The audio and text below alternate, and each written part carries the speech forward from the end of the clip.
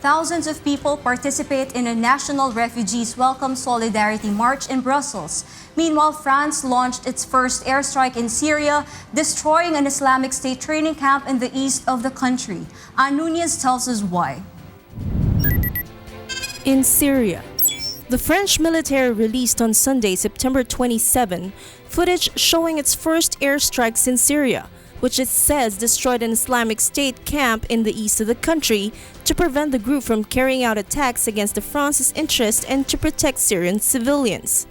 France had until now only struck Islamic State targets in neighboring Iraq, carrying out just 3% of airstrikes in an offensive on the group by a US-led coalition. It has also provided limited logistical support to Syrian rebels it considers moderate, including Kurds.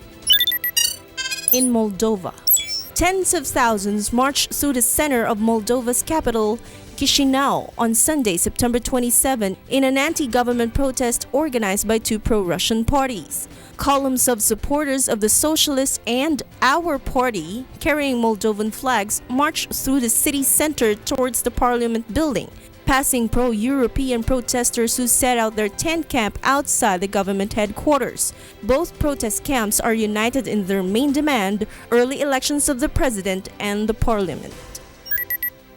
In Belgium, thousands of people marched in solidarity with refugees on Sunday, September 27, in a national demonstration in the Belgian capital, Brussels. Organized by the Civic Platform in Support for Brussels Refugees, which manages the city's largest asylum seekers camp outside the immigration office. The refugees' welcome march attracted crowds waving banners and playing drums to show their support for those escaping war.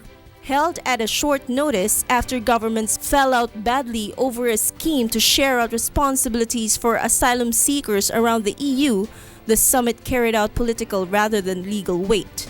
The summit set a November deadline for Greece and Italy to have EU-staffed hotspots in place to register and fingerprint new arrivals and start a process of relocating Syrians and others likely to win refugee status to other EU states and deporting those regarded as unwanted economic migrants. Nunez reporting for Y News.